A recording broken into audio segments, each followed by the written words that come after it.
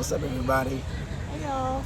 We are on vacation and we took a quick moment Yes, to give another episode of Marriages for Grown Folks. for grown folks, y'all. We are in Bryant Park in New York City. Having an amazing time, but you all were on our mind and we wanted to share some relationship nuggets with you. Have a quick conversation regarding choosing a mate, what goes into marriage, and Yes. some nuggets, some tips, some tricks that hopefully will help you as they have assisted us along the way. True. So I think we have mentioned it before, but maybe not extensively. Our relationship, we celebrated 17 years. This is really earlier this month. This is really our wedding anniversary trip. We're just doing it a little bit later. But we celebrated 17 years, the 2nd of June. And so one of the successes to us being together 17 years is that we did not choose one another. This is true. We were very much arranged. So if you ever seen Coming to America, shout out to Randy Watson. They wanted to arrange the marriage for the prince. Right. And she wasn't what he wanted. She was what he wanted. Is that right? She wanted him. He didn't want her. She was groomed to know everything he liked and wanted, but he wanted someone he organically built a relationship with. Y'all know this story. So anyway, our spiritual father. Why don't you give him a quick on how we got arranged. Okay, We'll talk so this about is why we say it's an arranged marriage, y'all. This is the tea, right? So we met each other on our own through a mutual friend. However, we both weren't in a place to like really commit to something long term. We was just trying to have fun, quiet as it's kept. So his bishop at the time, because I was not a member at that church at the time, saw us together. So we went out after a prayer service and he asked, "Who's that girl? Can I talk to her?" So I'm literally in the restaurant with him on the phone with his bishop and he's asking me all these questions. What'd you think about the service? How did you feel? So I'm answering them, no problem. So he asked to talk back to John. I give him the phone and he starts looking like nervous, like something like, what's going on? My armpits was wet. He gets off the phone and goes, "Hey, they want to meet you in person." I'm kind of like, "They? Who is they?" We just left The church board of directors. with everybody. Like, I had never dated a man where I needed to be signed off by his, That's right. his community of people. Normally it's the other way around, they're real protective with women or whatever. So it was like, 10:30, 11 at late. night, and I go to meet Bishop and Justin at a car wash. And I'm following him in my own car, and the further out south we go, I'm saying, what in the world are you even thinking right now? You following this man you barely know to some random car wash to meet two other men? It sounds real suspect, y'all. To the pure, all things are pure. Right. So I didn't feel no check in my spirit, so I'm just moseying along in my little car following him. We pull up, I get out. Justin is asking me, "What's your intentions for him?" And I'm sitting here like, what? Who is he? He's somebody special and I don't know he's special? Because y'all asking a whole lot of questions and this is our first time going out. But I'm answering them, I'm talking to Justin, I'm asking him questions about John. Like, okay, I answered your questions. Now tell me, what should I expect with him? So while this is going on, Bishop is talking to John at one of the car wash stalls. I don't know what they talking about. It's late. When we leave there, I go home, so we don't talk till the next day. Well, Bishop then asked to take us out to dinner. Like, "Hey, I would like to talk to you guys, take you out to dinner." At dinner, he proceeds to say, "This is of the Lord. Y'all need to get married." My stomach dropped. Mine did too. Because I'm saying, first of all, sir, I don't know you like that. Second of all, sir, I don't know you like that. Number 3. Thirdly, sir, I don't know him like that. Right. But this is what's crazy, y'all, right?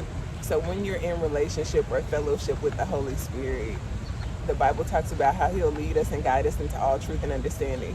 There was a piece that I felt, although my human brain did not understand or comprehend it, there was a piece with all of the instructions that we were given during that season that kept me from freaking out, although my brain was telling me to freak out.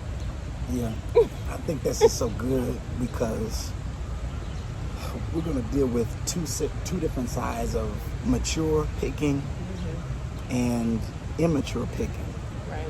A lot of the relationship complications of couples that we know right now are due to the fact that they chose based on superficial stuff, how big the booty is, how big the penis is, how much money they have, but not looks, money, but not anything that carries longevity. Right. And so there are a lot of couples that are in trouble right now because in the inception of them choosing that person or that person choosing them, it was off from the jump.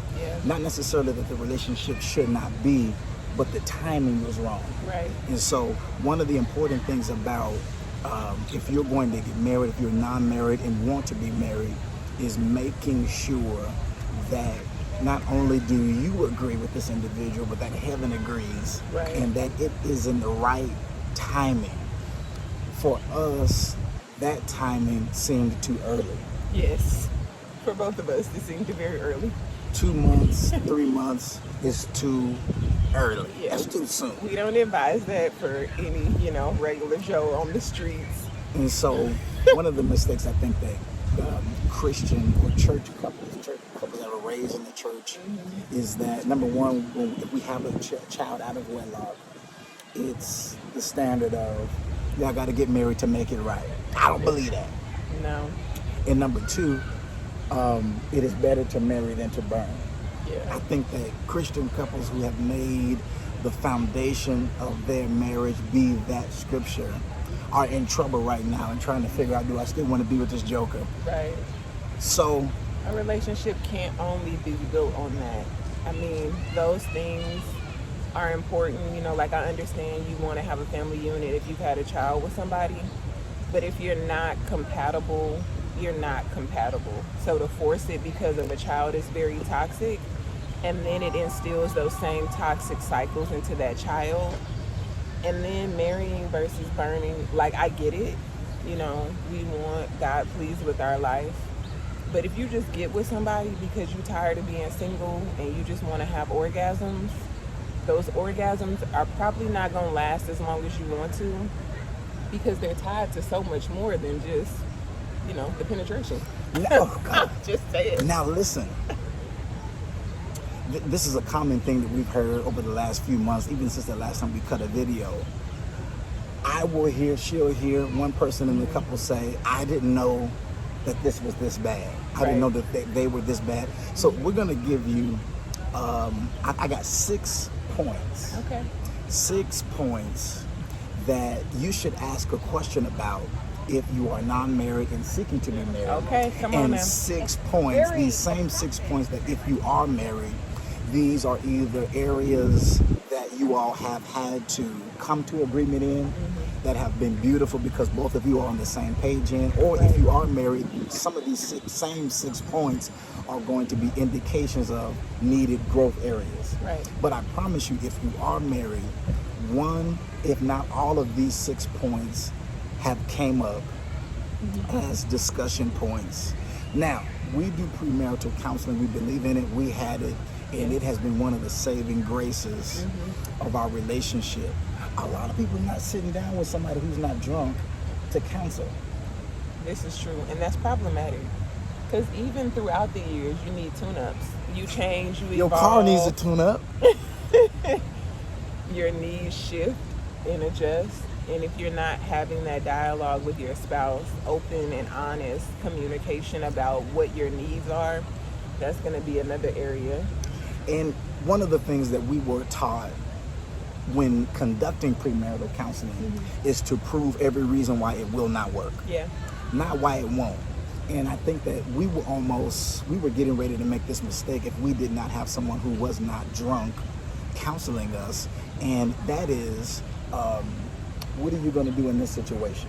What are you going to do in a situation where there's infidelity? What are you going to do in a situation where one of you might lose your job? Giving all of these scenarios so that we can find out if we are not compatible. So the design of premarital counseling for us when we conduct it is to prove to that couple why y'all not going to work. Or to make you sober-minded. You know, you get intoxicated or drunk with love, and you're like, oh my God, he's the best thing ever. Especially if the sex is good. There are a lot of Christian couples who didn't slip and made a mistake and slipped into some ill na-na and want to marry that individual. Just because of that. And we, hey, whatever comes, we were counseling. And they toxic, they got mental health issues you ain't had a conversation about. They got a whole bunch of trauma that they done been birthed into and lived in and steeped in for years on top of years on top of years. And then the minute that they say I do, what you was thinking was the best thing since sliced bread, now they don't feel like they got to offer that to you no more because you done already said I do. So now you just stuck with crazy. So, footnote, then we go into these 6 points. Premarital sex is more about, to me, is more about you becoming drunk with the euphoria of, oh my God, I'm high right now. Yeah. What someone who is skilled in premarital counseling will determine and lay out is, okay, listen, I know you're in the clouds right now, but we got to talk about some things that are going to come up in the future based on the two of you's history. Yeah. If you want to know where apples come from, the only thing you got to do is find an apple tree. Okay. What are we saying? We're saying that if you want to get a good snapshot on where a person comes from, go visit their people. Family. If they just mama, go watch too. Don't even ask a lot of questions. Watch. Just say, hey, can we go have dinner at your mama's house or your uncle's house or your auntie's house, your grandma's house, whoever raised them. Just ask to go over there for dinner and just get you a good seat and a glass of water and just watch what happens. And watch their dynamic. come up. Yes, watch how they engage with each other. Watch how they care for each other. Watch how they treat each other, because that's telling you what's in the core of that person that you're talking about getting with. And many of us, if we saw this dynamic, we were already drunk and in euphoria, and it didn't mean anything. Yeah, and that's the danger of premarital sex, because the relationship honestly stops growing because now we just both floating on clouds, unless it was trash. Now listen, I was on my way to being the same thing that I'm advising y'all not to do. She just wouldn't let me.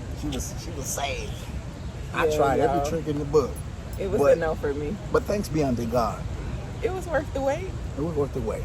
So let's give you these 6 points. So if you are non-married and if you are married, this applies because these are some of the things that we skipped over because we were in euphoria. Yeah. What is euphoria? Euphoria is a heightened state of bliss where it can last from 5 minutes to 5 years. Yeah. And so you need to keep people in your life that are not in euphoria with you, that are not experiencing the high that you are experiencing. They're not experiencing the dates, and that they're not experiencing the roses. They're not experiencing the pictures.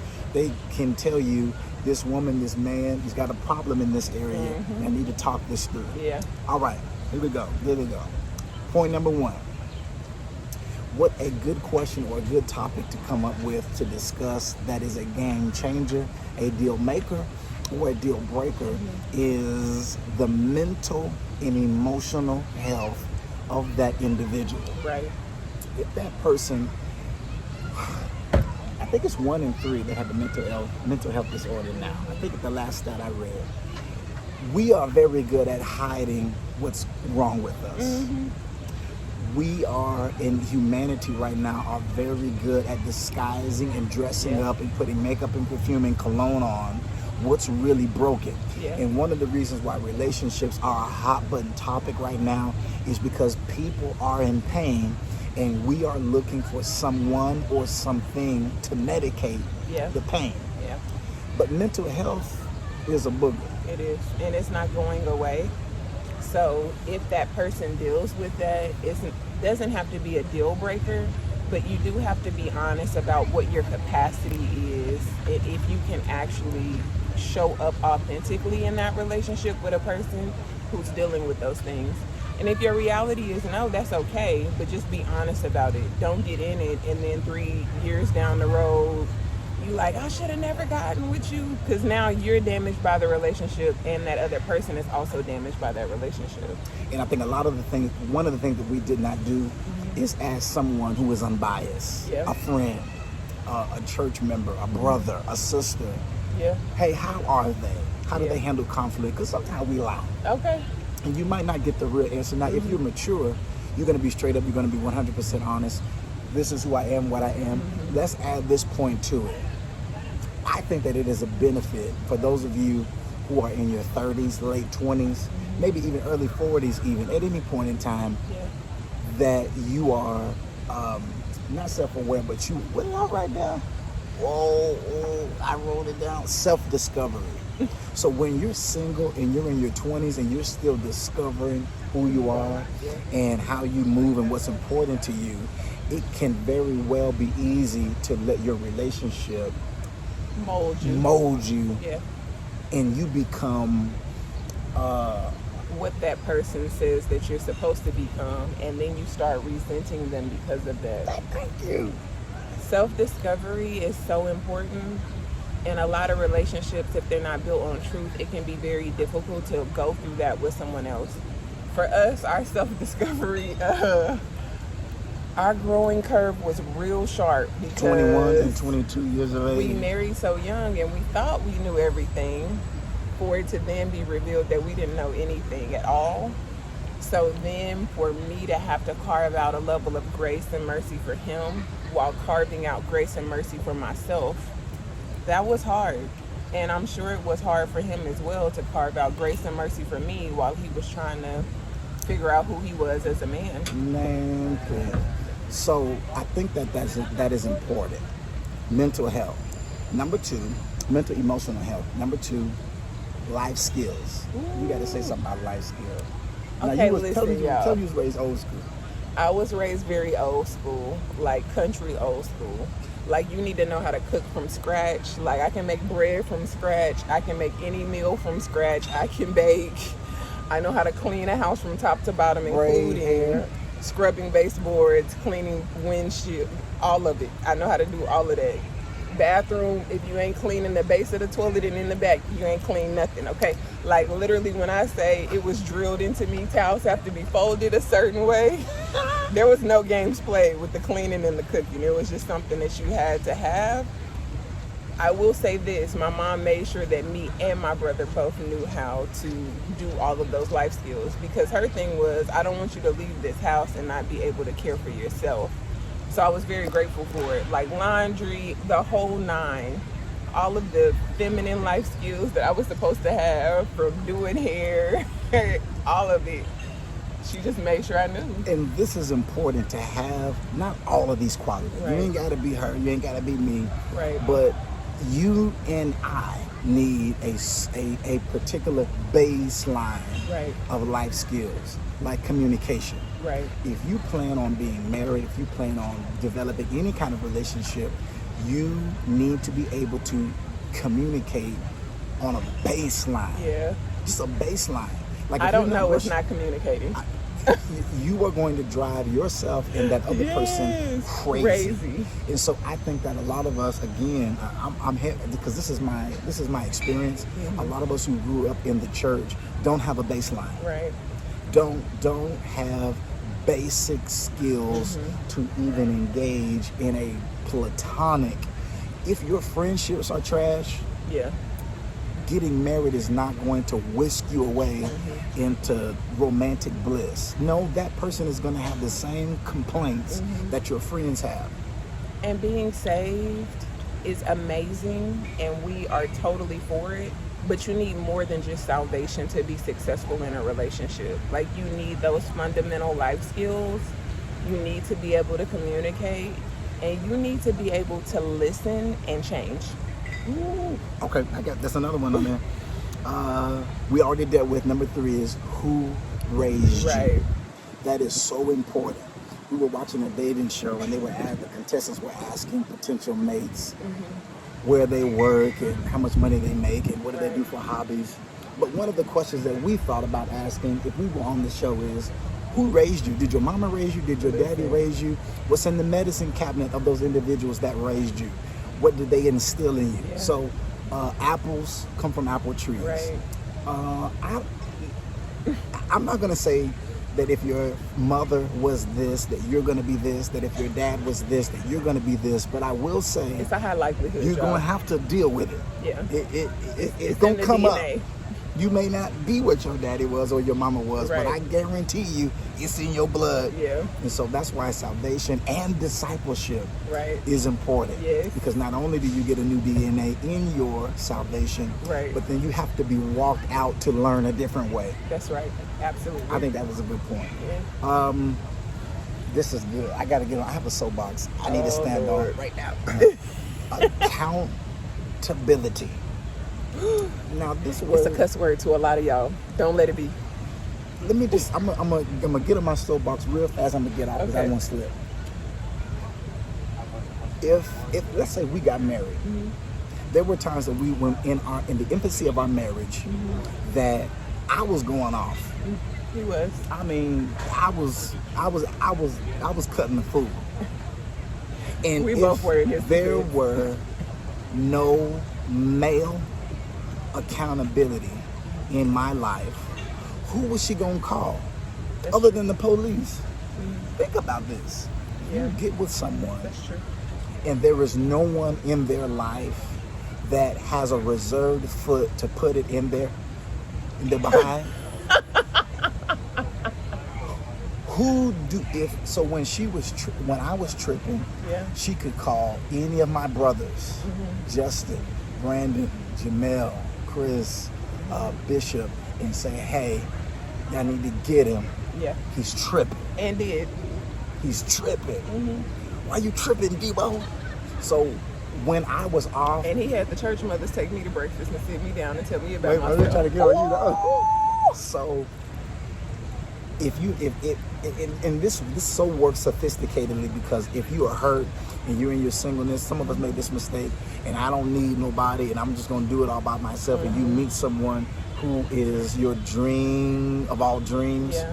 and you don't know that there's anyone in their life that you can call them and say, "Hey, she did this, he did this."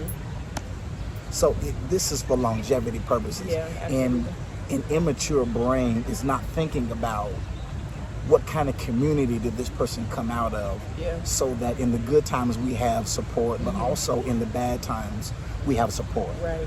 That's good. Did you have anybody who I could? I told you called the church yeah. mothers on me.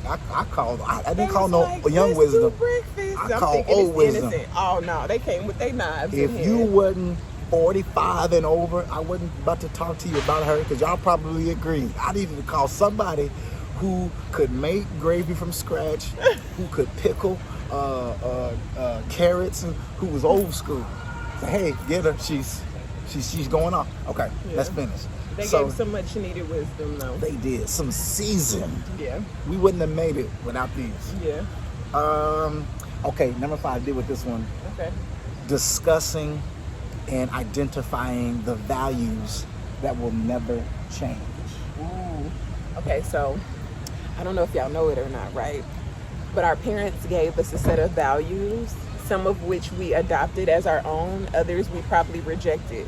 But the ones that you locked in on and that you live by, and they are the rules that govern your life, your spouse has to know them.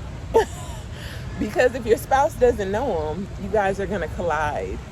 Meaning, if one of my rules is we'll never go to bed before our children are down for the night, and I don't express that, and then he's in the bed at 8:45 and our kids don't go to bed till 9, I'm busting in the room and I'm going off. "Why are you asleep? You didn't tell our kids good night. You didn't tuck them in."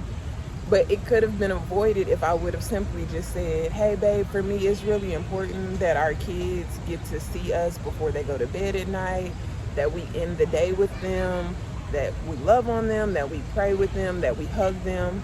If I share that, then his response is going to be different. But it also means that I'm open to whatever he has in his values.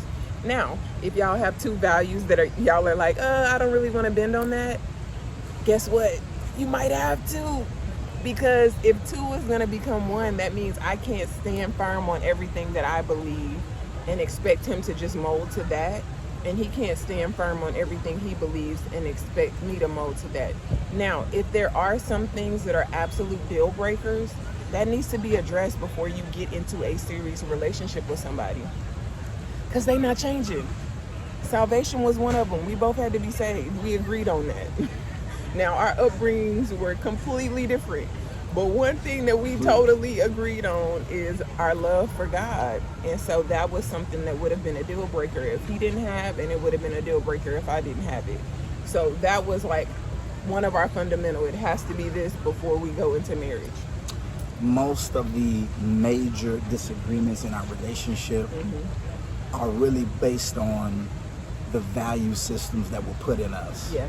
So like we use this example, you've seen someone write a 6 and a 9 on the floor and then have two people stand on the bottom end, on the top end of that 6 or that 9, and then ask them, what number do you see? Yeah. If I'm on this end, I'm gonna say it's a 6. If she's on that end, she's gonna say it's a 9. Yeah. And so what my parents did or did not put in me gave me a belief system, a value system. Yeah. This is important because this. She had a value system. Right. And so the most ugliest arguments, the ones that lasted the longest, weren't just because of what we felt, but it was what value systems were instilled in her. Right. And what value systems were. Like, for example, what we gonna do about money? Who's gonna run? Who's gonna spend what? When I gave her y'all heard this episode a couple episodes ago. I gave her a plan on, okay, this is what we're gonna spend it on. This is who's gonna run what. And she said to me, "You ain't my daddy." Value systems. I came from a single parent home, so I wasn't used to a male voice telling me what to do. So that already jarred me because I was like, wait, what's going on? Yeah. I don't know this, and this feels foreign. And because it feels foreign, I'm rejecting. So I didn't take time to process what he was saying. I didn't take time to receive what he was saying. Because literally, y'all, all he asked me to do was buy groceries and he was going to pay the bills, which sounds crazy, right? But for me, it went to my core of, I've never had a man telling me what to do, so why do you think that you can tell me what to do? Oh my God. It's the truth, y'all. The last point, number 6. Number 1 was health, mental health, emotional health. Number 2 was life skills. Right. Number 3, who raised you? Apples come from apple trees. Right. Number 4 is huge. We're huge on this. Accountability. Yeah. Number 4, accountability. Number 5, values that will never change. Right. Number 6 is the last one, purpose. Right. Purpose. Neither one of us would be in purpose if we wouldn't have married each other. What her purpose is. Right. Did you know what your purpose was when we got married? So she was in a very fundamental stage of self-discovery regarding her purpose. Now, she was strong. There were a whole bunch of areas that she was sure about herself in, but as far as what God's plan was concerning what she was supposed to do and be in the earth, that was being discovered. Right. I knew what I was supposed to do, not the full gambit of it, but I knew I was supposed to communicate, was supposed to preach. And I didn't tell her that. Oh, and she said, I'm gonna let you. Yeah, let me tell y'all. Oh, Lord. Let me tell y'all. I'm gonna get on my soapbox for a second. But God knew what he was doing, right? So one of the first arguments we got into was about him being a youth pastor. And Bishop goes, he didn't tell you he was a pastor? I said, absolutely not. I said, and if he would have told me he was a pastor, I wouldn't have married him. You gotta tell all our business. Like I said, if he would have told me that he was a pastor at the ripe old age of 22, as a 21-year-old, I would have said, no, this is not going to work. However, God knew exactly what he was doing. And I was still discovering, y'all. 17 years later. But during that conversation, he was looking like, I don't know. Bishop said, why would you not tell that girl that you in ministry? I was trying to get out. Okay, well, that's fair enough. And, I knew that. So, purpose is important because you can never get away from it. Yeah. And if that individual cannot complement or support or support that life purpose, it will always come up, and it will always either be a relationship jailer, or it will be a relationship killer. Right. Because even, let's say when I wanted to quit, when I wanted to stop, it left me in a state of turmoil, which affected her, which affected our relationship. So I don't think I think it's important Right. that you should understand and find what your purpose is before you attach your life and that purpose to another individual, because it's going to shape what you all do, what you all don't do, where you Right. go, where you don't go, and that other person needs to be aware and in the know of, do I want to sign up for this? Right. Do I want to sign up for you living a life of selflessness? Do I want to ride on your ship? Well, not even that. Has God graced you to walk with a person like that? Because, listen, it's taken a lot of grace and mercy from both of us. No, seriously. Like, I even did traveling nursing for a while. He totally supported me in that. And we had 2 kids, which meant he had to take on basically the brunt of that while I was doing that. But I don't do well single. I support him, but he also supports me. So it's a give and a take. It's not just a one-sided thing. Right. So if you are getting into a relationship to try to measure it, like, well, I did this for 365 days, so you owe me this for 300. That's not how a relationship works, y'all, at all.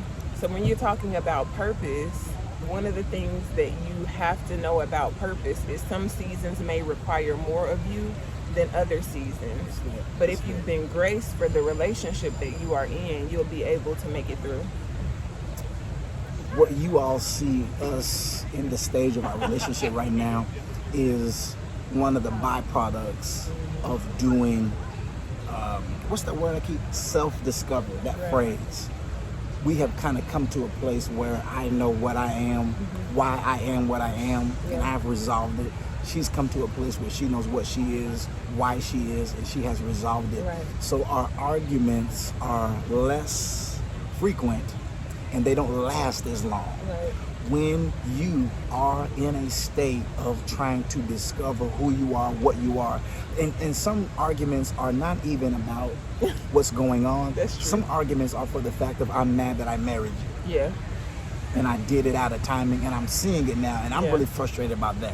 Right. Some arguments are not about, listen, if you don't get anything from this video, discover what the argument is It's really really about. about. Is it inside of you or is Right. it really an external issue? Right. And what story are you telling yourself? Ooh. What story are you telling yourself Man. about the event that's happening? Because Yeah. the version of the story that you're telling yourself might not be grounded in the truth. Right. Absolutely.